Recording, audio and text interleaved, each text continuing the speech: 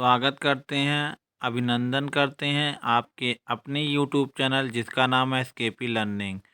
अभ्यास सीरीज में सिंधु घाटी से संबंधित सभी महत्वपूर्ण प्रश्नों की व्याख्या यहाँ देखें। मिशन 7 अगस्त और 8 अगस्त होगा। वीडियो में उन सभी बातों का समावेश है जो आपकी प्रतियोगी परीक्षाओं में आने की प्रबल संभावना है, क्योंकि परीक्षा में ऐसे ही प्रश्न आपके पूछे जाएंगे। चलिए स्टार्ट करते हैं। तो देखिए, पहला क्वेश्चन आ रहा है कि सिंधु घाटी सभ्यता के संबंध में दिए गए निम्नलिखित तथ्यों में कौन सही ढंग से सुमेलित है। तो गार्डन टाइल ने विदेशी आक्रमण माना, आर्नस्टाइन ने जलवायुगत परिवर्तन माना, डेलेस में भौगोलिक घटनाक्रम और बीएन मिश्र ने भूगर्भस्थलीय परिवर्तन माना। तो इसमें सही है, तो आप जानते हैं कि यह तीनों सही हो जाएगा, यानी Gordon Childe, Arnstein, Dales, BN Mishra. तो इन्होंने क्या किया है, व्याख्या देखें। गार्डन चाइल्ड ने सिंधु सभ्यता के पतन के कारण आर्य आक्रमण को माना। आर्य आक्रमण को किसने माना सिंधु घाटी सभ्यता के पतन का कारण? तो गार्जियन चाइल्ड ने माना।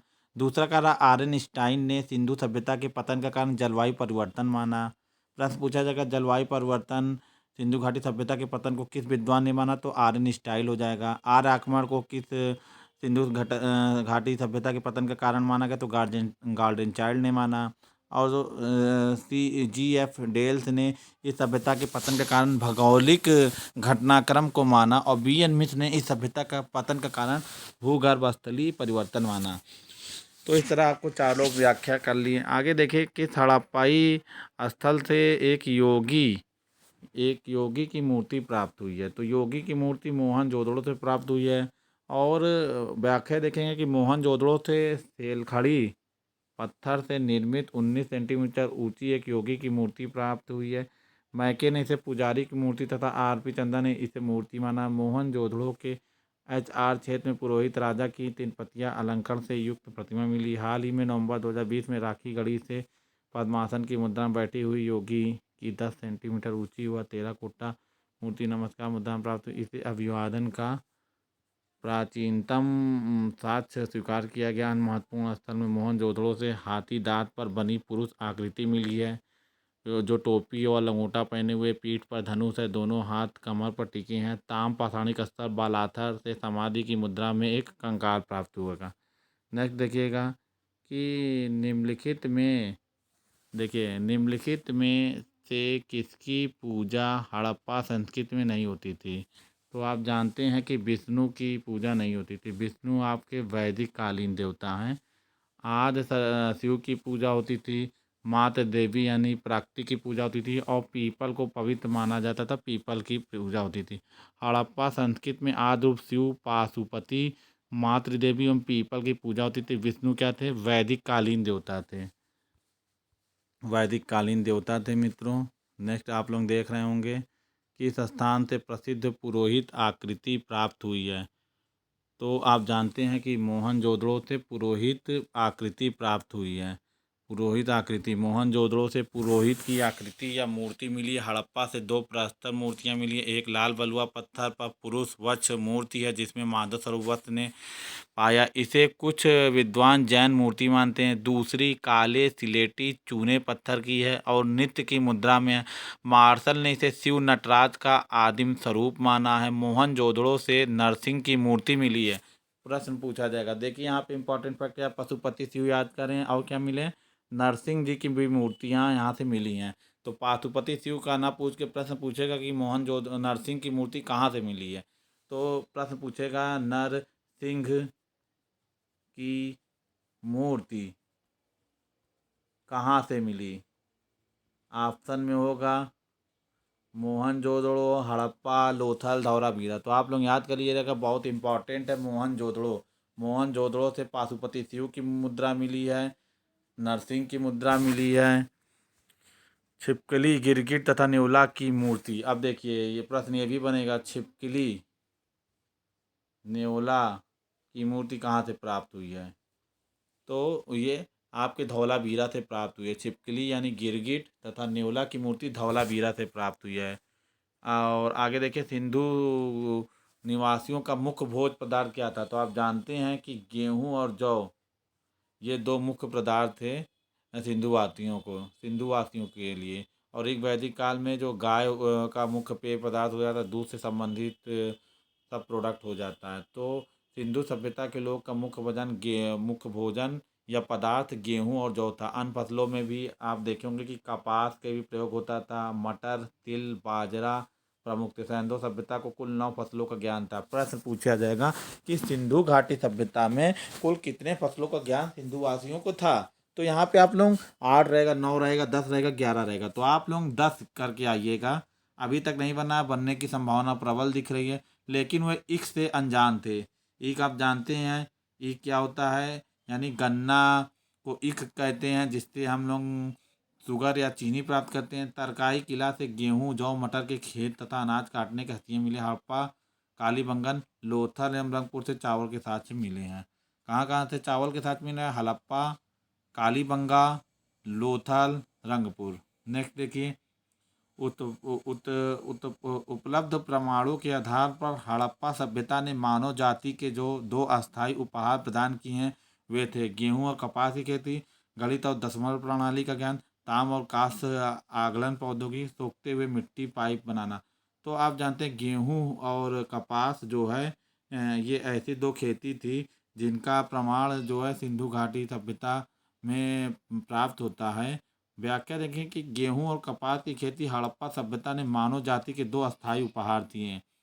प्रश्न पूछ रहा है कि सिंधु सिंधु घाटी की सभ्यता निम्नलिखित में से किस सभ्यता के समकालीन नहीं थी? तो मिस्र की सभ्यता के समकालीन थी, मेसोपोटामिया की सभ्यता के समकालीन थी और क्रीट की सभ्यता के समकालीन थी। लेकिन चीन की सभ्यता के समकालीन नहीं थी। चीन की सभ्यता बाद में विकसित है, यानी चीन की सभ्यता सिंधु घाटी की सभ्यता से नवीन सभ्यता कहलाई जाएगी। मेसोपोटामिया से संबंध था, क्रीट से संबंध था, ईरान, अफगान, सीरिया इत्यादि से संबंध है। चीन की सभ्यता सिंधु घाटी सभ्यता के समकालीन नहीं थी। सिंधु सभ्यता मिस्र हो गया, मेसोपोटामिया हो गया, क्रीट की समकालीन थी, यानी कंटेम्पररी कल्चर था या सिविलाइजेशन था। मिस्र यानी इजिप्ट, मेसोपोटामिया एवं क्रीट, इन देशों के साथ उसके व्यापारिक संबंध थे, यानी कॉमर्शियल ट्रेड रिलेशन था इन देशों से। सिंधु सभ्यता की कई वस्तुएं दक्षिणी तुर्कमेनिस्तान के अल्तीन अल्तीन, नागजगा और खापूज से मिली है। फारस की खाड़ी में स्थित फैलका से हड़प्पाई मोहरों की प्राप्ति हुई है। यही साक्ष्य ईरान के हिसार, सादीप, सूसा, जलालाबाद से मिलते हैं। नेक्स्ट देखिए, तो यहाँ से दीप, नागजगा, खापूज से मिली है। फारस की खाड़ी में स्थित फैलाका से हड़प्पाई मोहरों की प्राप्ति हुई है। यही साक्ष्य ईरान के हिसार, सादीप, सूसा, जलालाबाद से मिलते हैं। प्रश्न पूछ रहा है दिए गए मृदभांड, यानी मृदभांड का मतलब आप समझिएगा। मृदभांड का मतलब हो गया मिट्टी के बर्तन।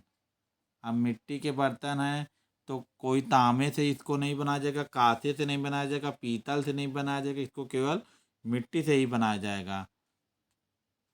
तो प्रश्न पूछ रहा दिए गए मृदभांड में कौन सा प्रकार उत्तर हड़प्पन ताम्र नदियों में समाहित है?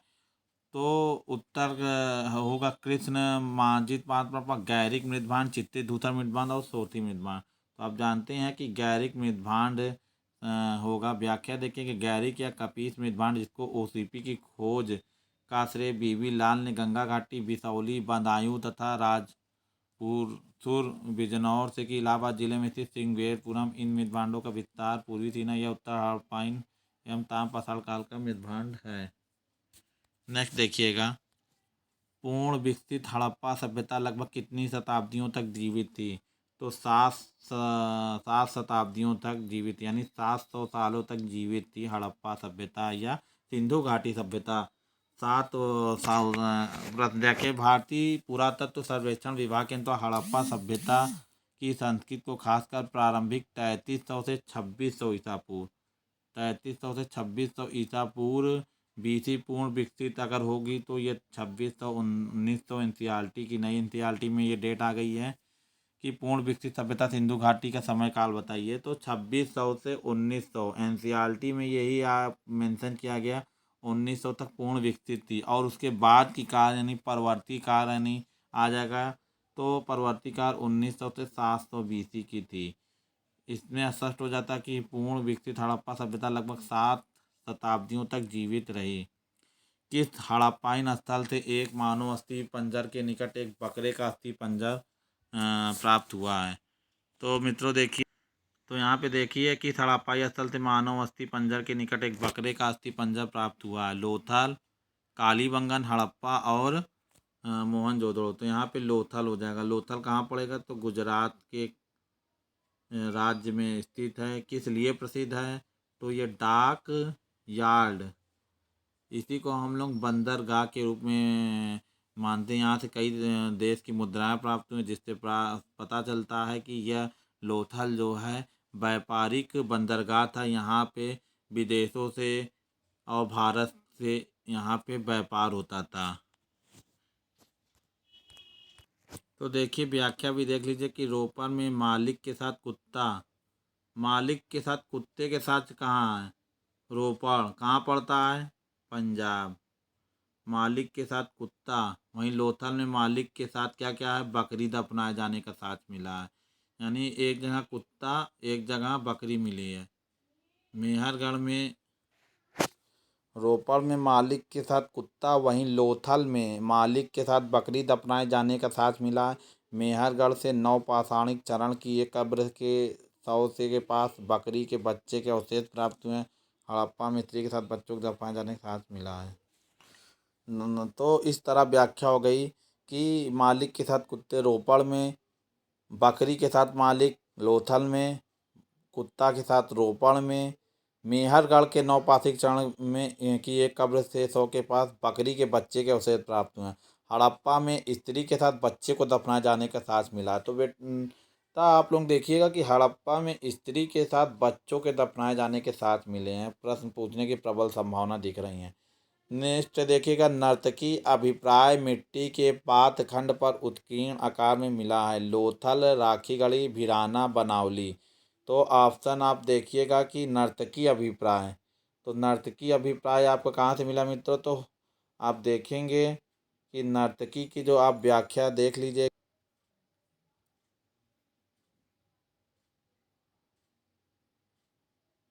व्याख्या देखिएगा, हुलास आलमगीर उत्तर प्रदेश के सिंधु सभ्यता के स्थल हैं।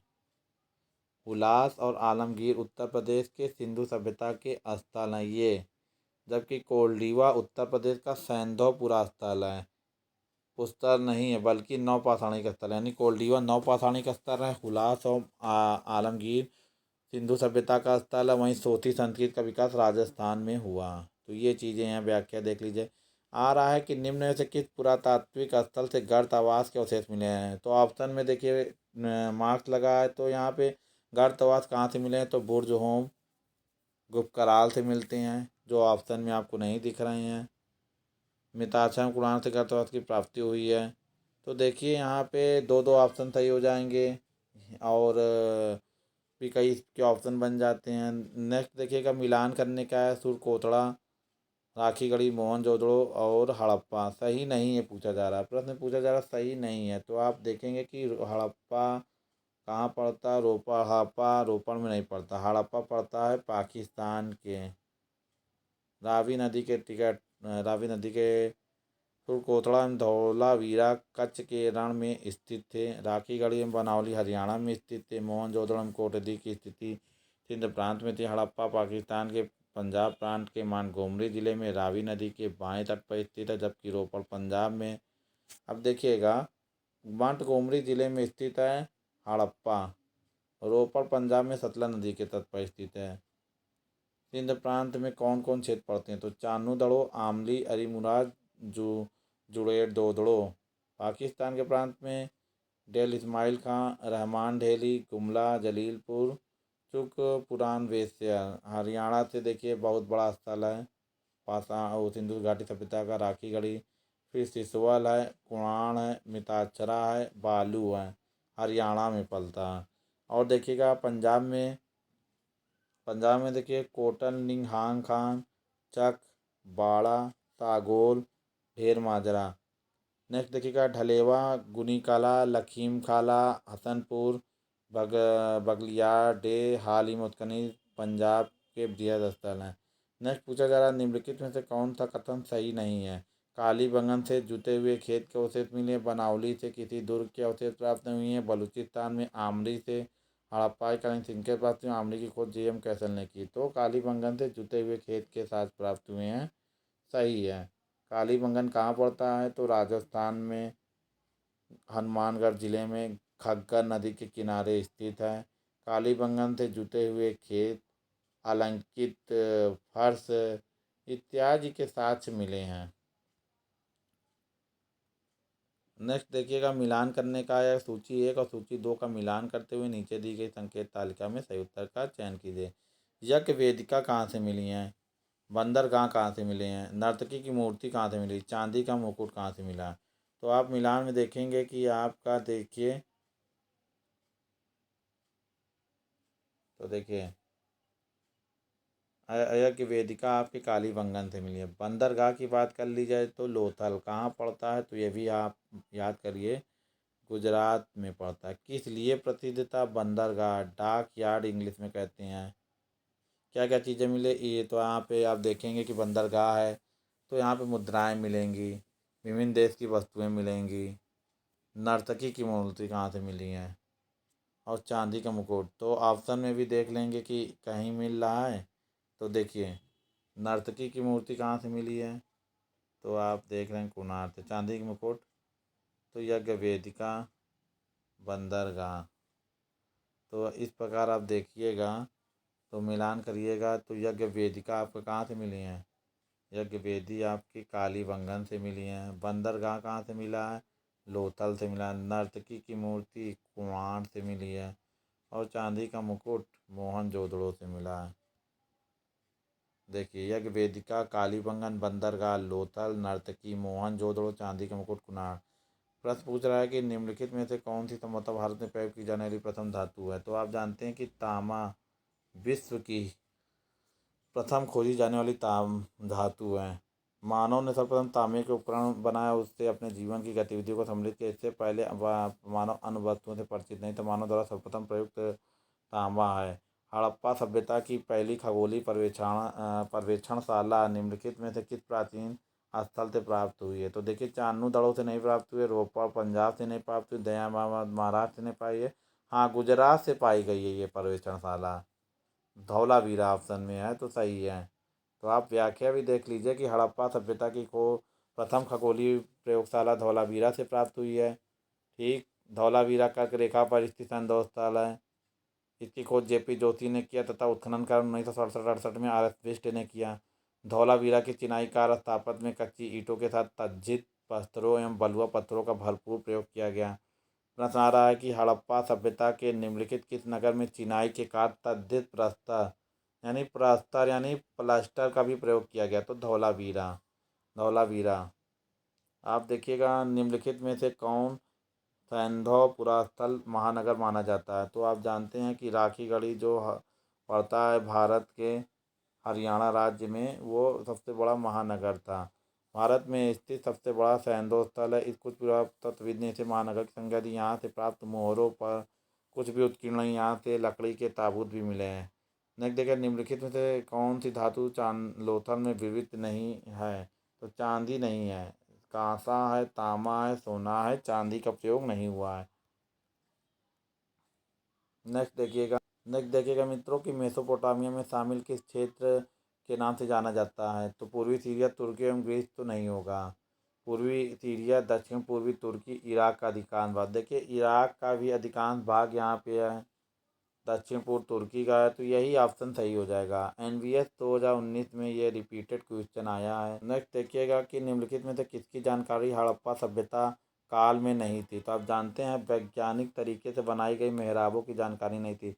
दीवारों पर इंग्लिश बोर्ड प्रणाली थी, पक्की ईंट थे, घुड़िया छत थे। तो ये चीज़ें हैं। और नेक्स्ट कह रहा हड़प्पा सभ्यता में निम्न में से किसकी जानकारी नहीं थी। तो आप जानते हैं कि कुएं पर पुल्ली बना नहीं थी। कुआं की जानकारी मिलती है, ढोकली की मिलती है, नहर की मिलती है। और नेक्स्ट क्वेश्चन देखिएगा, मोहनजोदड़ो के किले शहर में सबसे चौड़ी सड़क कौन सा है। तो 6 से 10 मीटर की जो सड़क होती थी, सबसे चौड़ी सड़क होती थी। तो मित्रों, ये वीडियो ख़त्म हो गया, इसके बाद वैदिक सभ्यता शुरू होगा।